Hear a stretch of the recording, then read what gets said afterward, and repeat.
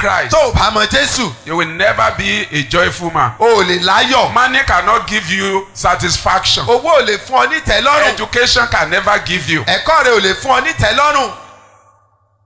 He said, even the Son of Man, Ó ní àní ọmọ ènìyàn which is in heaven. tí ń bẹ lé ọ̀run. Nicodemus, I'm sure he must have been back and say, but we are not in heaven now. Nikodemu yóò lanúlẹ̀ báyìí ni pé ayé la wà sí lọ́run. He doesn't know Christ. Kò mọ Kristi. And many people that are preaching today that many of you are listening to. Bẹ́ẹ̀ ni ọ̀pọ̀ àwọn èèyàn tó ń wàásù lénìí tó ṣe pé ìlànà èèyàn ń gbọ́. And they are saying Jesus is a prophet. Wọ́n ní Jésù He wòlíì is ni not the Son of kò ń God. sọmọ Ọlọ́run. You cannot know him except you open your eyes. O ò lè mọ̀ ọ́ àfi tó bá ṣí ọ lójú. Even the Son of Man, Àní ọmọ ènìyàn which is in tí heaven. ń bẹ ní ọ̀run. Why did he, you know, in the Bible, he always describes himself as the Son of Man. Nínú Bíbélì, a máa ṣàpèjúwe ara rẹ̀ gẹ́gẹ́ bí ọmọ He ènìyàn. became the Son of Man so that sons of men may become sons of God. Jésù yìí, ó di ọmọ ènìyàn kí àwọn ọmọ ènìyàn ká bá lè di ọmọ He Ọlọ́run. came here on a mission. Ó wá ṣe iṣẹ́ kan lórí ilẹ̀ ayé Look yìí. at John chapter 3 verse 14. Wo Jòhánù orí kẹta ẹsẹ̀ kẹrìnlá. He said, as Moses lifted up the serpent in the wilderness. Wow. Ó ní bí Mósè sì ti gbé ejò sókè lé aginjù. Even so must the Son of Man be lifted up. Gẹ́gẹ́ bẹ́ẹ̀ ni a kò lè ṣe aláìgbé ọmọ ènìyàn sókè pẹ̀lú. You know what he's saying here? Ohun tó ń sọ níhìn. In verse 13, he tells us that he has come from heaven. Ẹsẹ̀ kẹtàlá Ọlọ́run ti ọ̀run wá. He is the God man Òun ni Ọlọ́run tó di ènìyàn. that became a human being. Tó di ènìyàn. And here in verse 14, he's now telling us his mission. Ní ẹsẹ̀ kẹrìnlá, ó wá ń sọ ohun tó ń wá ṣe fún wa. That in verse 14 is now revealing to us the redemptive plan of the Almighty God Yes, for the sir. human race, for the entire world. Ẹsẹ̀ ìkẹrìnlá, òun ló ti ń tú àṣírí ètò àti ìpinnu Ọlọ́run Elédùmarè fún ìràpadà gbogbo ìran ènìyàn. Is he talking about regeneration? Ó sì tún sọ̀rọ̀ nípa ìsọdọ̀tun. But now he went a little bit deeper. Ṣùgbọ́n ní báyìí ó wá tún lọ jinlẹ̀ sí i. As Moses lifted up the serpent in the wilderness, Àní bí Mósè ti gbé ejò sókè lé aginjù. even so must Bẹ́ẹ̀ gẹ́gẹ́ the Son of Man be lifted up. la ó gbé ọmọ ènìyàn sókè. Look at verse 15. Wẹ́sẹ̀ kẹẹ̀ẹ́dógún. That whosoever believeth in him should not perish but have eternal life. Kí ẹnikẹ́ni tó bá gbàgbọ́ kí ó má bàa ṣègbé ṣùgbọ́n kó lè ní ìyè àìní ìkẹ́kọ̀ọ́. He started preaching about the cross. Ó bẹ̀rẹ̀ sí ní wàásù nípa àgbélébù. That's why brother Paul says, when I come among you in any Christian assembly, I don't want to know anything apart from Christ and him crucified. Ìdí ni tí arákùnrin Pọ́ọ̀lù tó fi ń sọ wípé nígbàkúgbà tí bá wá sí àárín yín ní ìpéjọpọ̀ ẹ̀yin ọmọlẹ́yìn Kristi bí ò fẹ́ mọ òmíràn bí kò ṣe Jésù tí a kàn mọ́ àgbélébù. You will see here in verse 14. Ní ẹsẹ̀ ìkẹrìnlá. John chapter 3 verse 14. Jòhánù orí kẹta ẹsẹ̀ kẹrìnlá. He's talking about the Son of Man being lifted up. Ó ń sọ nípa ọmọ ènìyàn tí a gbé sókè. He's talking here about his crucifixion. Ó ń sọ nípa ìkànmọ́ àgbélébù rẹ̀. That the mission, the reason why he has come into the world is to make atonement for our sins. Wípé èrè ìdí tó ń fi wá sí ayé òní láti wá ṣe ètùtù fún ẹ̀ṣẹ̀ wa. If God, if it is not God that come, even angels cannot redeem us. Bí kò bá sí Ọlọ́run tìkára rẹ̀ ló wá gbọ́ o áńgẹ́lì kan ò lè rà wá padà. He said, my mission, Nicodemus, Níkódémù ohun tí mo wáyé wá ṣe. is that I come here to be crucified, Ó ní pé mo wá sí ayé kí a kàn mí má àgbélébù. to be lifted up on the cross, Ká gbé mi sókè lórí àgbélébù. where I will die as a substitute for the human race. Ibẹ̀ ni wọ́n sì ti kú fún ìrọ́pò ìran ènìyàn. Where the sin of humanity will be imputed to me so that my righteousness may be imputed to them. Níbi tí gbogbo ẹ̀ṣẹ̀ aráyé a ó kà á sí mi lọ́rùn kí òdodo mi kó bá lè jẹ́ ti gbogbo ìran ènìyàn.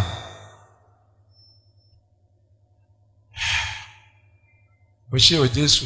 Thank you, Jesus. Ògo ni forúkọ rẹ lókè ọ̀run. Blessed be your holy name. Many other religions, Ọ̀pọ̀lọpọ̀ àwọn ẹ̀sìn míì. they will say that unless you die, you cannot get to heaven. You kill somebody, then you will go to heaven. Bọ́ ọ bá pààyàn iye èèyàn tó o bá pa yóò sọ bọ́ ti ṣe dọ́run. But Jesus said, I come to die for you so that you can go to heaven. Ṣùgbọ́n Jésù wí níbí pé mo wá kú fún yín kí ẹ̀yin náà lè dé ọ̀run. John chapter 12. Jòhánù orí kejìlá. Verse 32 and 33. Look at what he says. ẹ wo tó sọ ní ẹsẹ̀ ìkejìléníọgbọ̀n àti ìkẹtàlélọ́gbọ̀n.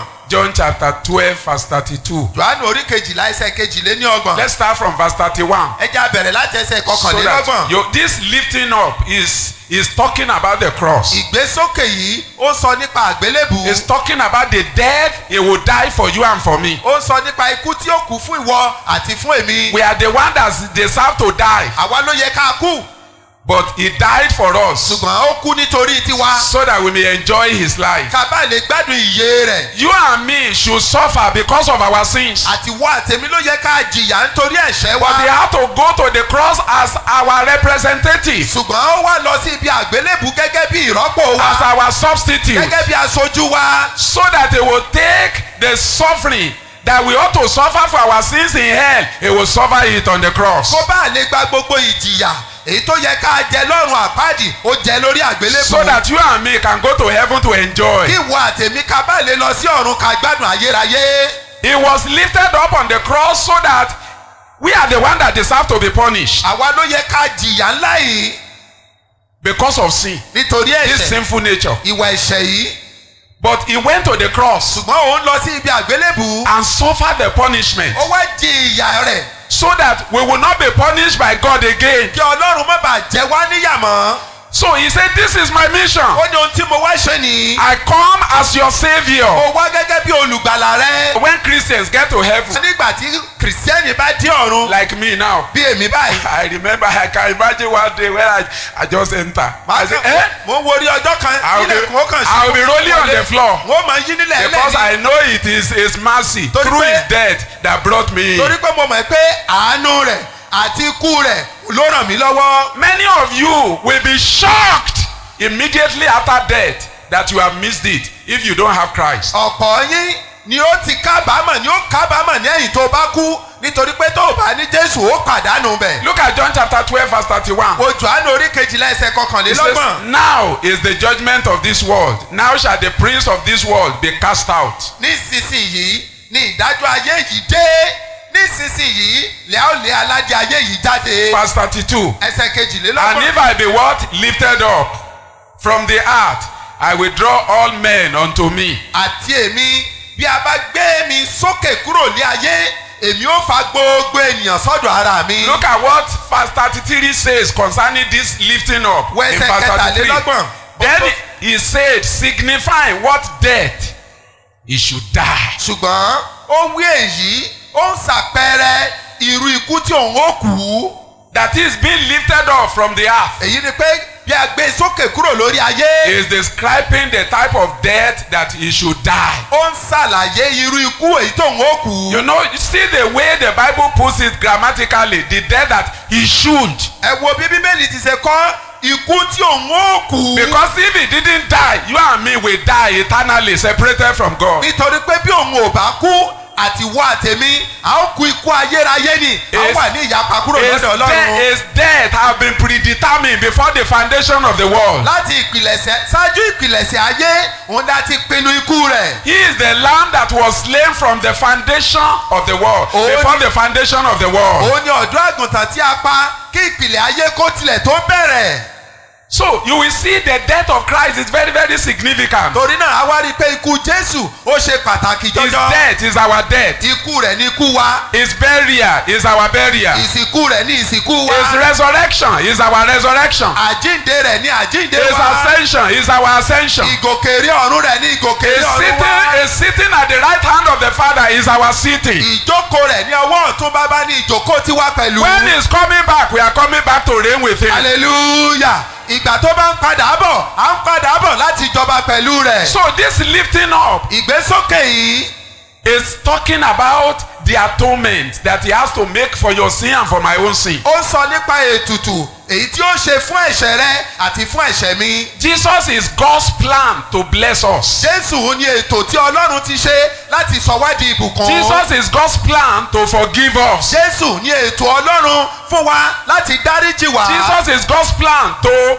to destroy the power of darkness in our lives. Jésù ní ètò Ọlọ́run fún wa láti pa gbogbo iṣẹ́ òkùnkùn run nínú He ayé said, wa. now is the prince of this world cast out. Ó ní nísinsìnyí ni ọmọ aládé ayé yìí á lé jáde. That's the mystery of the cross. Eléyìí ni ìjìnlẹ̀ àgbélébùú. Now is the judgment of this world. Nísinsìnyí ni ìdájọ́ ayé yìí. So that the world will no longer have dominion over the life of the believer. Kí ayé kó má bàa lè jọba lórí àwọn ọmọlẹ́yìn I Kristi can mọ́. give you testimonies upon Mo testimonies lè fún ọ ní àkàìmọye ẹ̀rí. of how you have faith in Christ and through it you overcome the worldly system Bí o of bá ti ní Satan. ìgbàgbọ́ nínú Kristi nípasẹ̀ rẹ̀, wà á lè borí gbogbo iṣẹ́ òkùnkùn ti Sátánì. You overcome the worldly system of evil, political system, economy. Even if you want to sell kerosene, you discover they have association. They have already the network, demonic network have been set down. One of our members bought kerosene and wanted to be selling it at a very cheap rate. Do you know association came and they leaked the kerosene and the whole thing just went down the drain. They said, no, you have to sell it. Satan is everywhere. How do you beat the system? You have to give bribery before you can get employment now in the federal. In so many, everything is perfected. But let me share with you. This is the victory that overcomes the world. Even our faith in Christ and his finished work. Ìgbàgbọ́ rẹ nínú Kristi òun ni ó ràn ẹ́ lọ́wọ́ láti lè borí gbogbo ìgbìmọ̀ àti àṣepọ̀ èyí tó bẹ nínú ayé tí Sátánì ti ṣe létòlétò kalẹ̀. Gbogbo iṣẹ́ tó nu ayé lónìí òun náà ti ní ẹgbẹ́.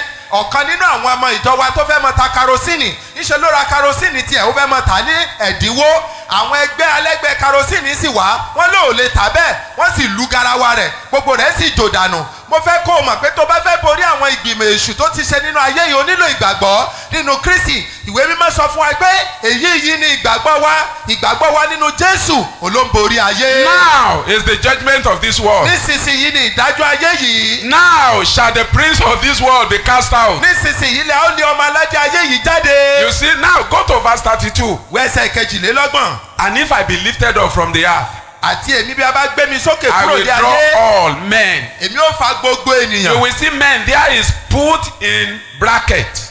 Nínú Bíbélì ẹ̀dá King James wọ́n fi sí àárín In King James, wọ́n kọ́lé fún. it is put in italics, which means it's not there in the original. Wọ́n kọ́ wọ́n dorí rẹ̀ ó sùn lẹ̀ ni torí pé kò sí nínú àkọsílẹ̀ So it means Gíríkì. that if I be lifted up on the cross, Ohun tó sọ ni pé bí a bá gbé mi sókè lórí I will àgbélébùú, draw all unto me. èmi ó fa ohun gbogbo sí The ọ̀dọ̀ all mi. that he will draw is in verse 31, which has to do with judgment Ohun of tó God. gbogbo tí ó fà sí ọ̀dọ̀ ara rẹ̀ ó wà ní ẹsẹ̀ kọkànlélọ́gbọ̀n tí í ṣe ìdájọ́ All Ọlọ́run. the judgment that the whole world should experience, Gbogbo ìdájọ́ tó yẹ kí gbogbo ìran ènìyàn ó that jẹ́ you should experience ètò tọ́ sí ọ because of our wickedness, nítorí ìwà ibi wa because of our deceitful hearts. nítorí ọkàn ìtàn wa On the cross, lórí àgbélébùú. Jesus drew everything to himself. Jésù fa gbogbo ìdájọ́ yẹn ó fà á sọ́dọ̀ ara He rẹ̀. poured the judgment and the wrath of God upon himself. Ìdájọ́ àti ìbínú Ọlọ́run ló rù sórí ara rẹ̀. As your representative, as my representative. Gẹ́gẹ́ bí aṣojú rẹ àti aṣojú mi. This is what with the Bible calls good news. Ohun tí Bíbélì pè ní ìròyìn ayọ̀ ni. Wonderful. Hallelujah. Wonderful good news. Ìròyìn ayọ̀ ìhìn The rere. mission of Christ. Iṣẹ́ tí Jésù wá ṣe. When you read John chapter 3, Tó bá ka Jòhánù orí kẹta. you know, he begins to tell us that this is the love of God for us. It's the redemptive plan of God for humanity, for the whole Ó world. bẹ̀rẹ̀ sí ní sọ fún wa pé ìfẹ́ Ọlọ́run ní ètò ìràpadà tí Ọlọ́run ṣe fún gbogbo ìran ènìyàn. God is the one that originated the plan. Ọlọ́run tìkára rẹ̀ òun ló bẹ̀rẹ̀ ètò náà. Salvation does not begin with man. Ìgbàlà ò kì í ṣe iṣẹ́ ọwọ́ ènìyàn. Religion starts with man. Èèyàn ló bẹ̀rẹ̀ ẹ̀sìn. But Christianity starts with God. Ṣùgbọ́n ìgbàgbọ́ nínú Kristi ọ̀dọ̀ He's the Ọlọ́run ló one ti that bẹ̀rẹ̀. planned the way of escape. Òun ló ṣe ètò ọ̀nà àbáyọ. Listen to me. Gbọ́ mi. Imagine a man that is on the high sea and is drowning. Wọ́n ṣàpẹẹrẹ ẹni tó bẹ ní agbami òkun tó sì ń rì. Is drowning Tó ti ń rì with very heavy current. pẹ̀lú ìbí omi òkun tó lé. That's the picture of sinners. Àpẹẹrẹ ìgbé ayé ẹlẹ́ṣẹ̀ Our yẹn. sinful nature has drowned us, Ẹ̀dá ẹ̀ṣẹ̀ wa òun ló tẹ̀ wá rì. and we are struggling to overcome with our willpower. Àwa ń làkàkà ká fi agbára ara wa yọra wa. When a man is drowning, Ìgbà tí èèyàn bá ń rì It's not rules and regulations that he needs. òun kì í ṣe òfin mọ́sùmọ́tọ̀ ní If òkò yọ. you just send rules and regulations and say do this, he cannot do anything. tó o bá sọ fún pé báyìí ni o ṣe kò lè ṣe é. What he needs is a savior. ohun tó nílò ní olùgbàlà. Somebody will go there ẹnìkan ni ó lọ bá. and say let me carry you, anijẹ́ ń gbé ọ. and so that I carry you to the shore. kí n gbé ọ dé bèbè odò. But if you give him rules and regulations which other religions are doing, ṣùgbọ́n tó o bá pò sòfin mọ́sùmọ́tọ̀ fún tí àwọn ẹ̀sìn yòókù ń ṣe. they will drown and go to eternal perdition. yóò mú mi yóò sì kú á lọ sí ayé ìparun That's ayérayé. why Jesus told the Jews, he said, if you don't believe that I am the one, you will die in your sins and you will go to hell. ìdí nìyí tí jésù fi sọ fáwọn júù pé bẹ́ẹ̀ ò bá gbàgbọ́ ẹ ó kú ẹ sì lọ sí ọ̀run àpáàdì. I want to ask you tonight. mo fẹ́ bi ọ́ léèrè ní àṣálẹ́ yìí. Have you experienced Christ in your heart? ìjọ àti ní ìrírí kristi nínú ọkàn Have you ẹ. experienced the benefits of the cross? so ti jàǹfààní àgbélébù. Isaiah chapter 53. àìsáyà Let me orí show you. kẹtàléní àádọ́ta. Isaiah says so much about this substitution. ohun tí àìsáyà sọ nípa ìrọ́pò yìí ó ga jọjọ. How he took our place ó ti ṣe gba ipò wa. so that we can take his place káwa bá lè gba ipò and rẹ̀. enjoy all that he ought to enjoy. ká sì jẹ́ adùn gbogbo tó yẹ So ká that gbádùn. God will now bless us the way he will bless Jesus. kí ọlọ́run bá lè bùkún wa bí òun ó ti ṣe bùkún jésù. That's what you call it. That's why you call it unmerited favor. ìdí ni ta Of fi God. pè ní ojú rí ọlọ́run tí ò tọ́ sí wa. Isaiah chapter 53 verse 4 to 5. ìwé àìsáyà orí kẹtàléní àádọ́ta ẹsẹ̀ kẹrin àti Surely he karùn-ún. has borne our griefs. lóòótọ́ ó ti ru ìbìnújẹ́ wa. Our griefs. ìbìnújẹ́ We are wa. supposed to be grieved àwa ló yẹ ká kún fún because ìbìnújẹ́ of sin. torí ẹ̀ṣẹ̀. But he bore the griefs ṣùgbọ́n ó rù ú. and carried our sorrows. ó sì gbé ìkáàánú wa lọ. He carried our sorrow. He was sinless. He didn't need to carry all these things. ó jẹ́ aláìlẹ́ṣẹ̀ kò yẹ kó ru gbogbo nǹkan But wọ̀nyí. because of his love for us, ṣùgbọ́n nítorí ìfẹ́ rẹ̀ sí wa. he carried our sorrows. ó ru ìbànújẹ́ wa lọ. He carries our griefs. ó kó gbogbo ìkáàánú wa lọ. Yet we did esteem him stricken, smitten of God and afflicted. ṣùgbọ́n àwa kà á sí bí ẹni tí a nà tí a lù láti ọ̀dọ̀ ọlọ́run wá. Do you know what? ǹjẹ́ mọ tó ṣẹlẹ̀? Some people believe that it was the beating of the Romans àwọn kan ní ìgbàgbọ́ pé lílù tí àwọn ọmọ ogun róòmù lù ú that made him to pay for our sins. ló jẹ́ kó san gbèsè ẹ̀ṣẹ̀ wa. Many of the disciples were also crucified like him, but he didn't redeem us. ọ̀pọ̀ irú àwọn ọmọ ẹ̀yìn jésù náà ló bẹ tí wọ́n kàn má gbélébù bíi tirẹ̀ ṣùgbọ́n ikú wọn kọ́ ló rà wá padà. What he faced was from God. ohun tó It was God who dealt with him as a sinner because he was standing in our place. ohun tó dojúkọ ọlọ́run ló ṣe bẹ́ẹ̀ ọlọ́run ló jẹ́ níyà gẹ́gẹ́ bí ẹlẹ́ṣẹ̀ nítorí pé òun ló dúró ní He ipò was wa. smitten of God and afflicted. a lù ú láti ọ̀dọ̀ ọlọ́run wa pọ́n lójú. He did it for you and for me. ó ṣe é fún ọ ó ṣe é fún mi. Verse 5. ẹsẹ̀ karùn-ún. But he was wounded for our transgressions. àṣà ni ọgbẹ́ nítorí ìrékọjá wa. We are the one that transgressed and should be punished by God. àwa la ní ìrékọjá àwa ló yẹ ká jìyà. But he was wounded by God for our transgressions. ṣùgbọ́n ọlọ́run sá lọ́gbẹ́ nítorí ìrékọjá wa. That is his mission. ohun tó wá ṣe nìyí. He's our savior. He came to save us. olólùgbàlà wa wá láti gbà wá He was láàyè. bruised for our iniquities. apá lára nítorí ẹ̀ṣẹ̀ wa. Listen to me. This was not the Roman bruises that he's talking about. eléyìí ò kì í ṣe ìpalára ti àwọn ọmọ róòmù ló No, sọ. no, not at all. rárá. And you will see as I continue to share this scripture with you. bí mo ti bá wa gbé ẹsẹ̀ The nílẹ̀ yìí. chastisement of our peace was upon him, and with his stripes we were healed physically and spiritually and emotionally. ìnàláfíà wa wà lára rẹ̀ àti nípa ìná rẹ̀ láti fi mú wa lára dá nínú ọkàn nínú ẹ̀mí àti ní ti ara. Verse 6. ẹsẹ̀ ìkẹfà. Isaiah chapter 53 verse 6.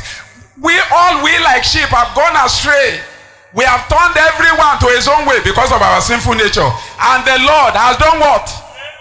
The Lord laid on him the iniquity of us all. gbogbo wa ti ṣìnà kirikiri bí àgùntàn olúkúlùkù wa tẹ̀lé ọ̀nà ara rẹ̀ olúwa sì ti mú àìṣedéédé wa gbogbo pàdé lára rẹ̀. God imputed our sin to him. ọlọ́run mú gbogbo ẹ̀ṣẹ̀ wa pàdé lára rẹ̀. He who knew no sin became sin. ẹni tí kò mọ ẹ̀ṣẹ̀ ó wá di ẹ̀ṣẹ̀. So that we who have not performed any act of righteousness are made righteous with his righteousness. kí àwa tá ò ṣiṣẹ́ òdodo kankan àwa di ẹni olódodo nípa iṣẹ́ òdodo tí ó ṣe. It was God who arranged this for us. ọlọ́run ló ṣètò eléyìí Not fún your wa. pastor, kò ń ṣe pásítọ̀ rẹ not our church, kò ń ṣe ìjọ rẹ but Christ. ṣùgbọ́n Kristi.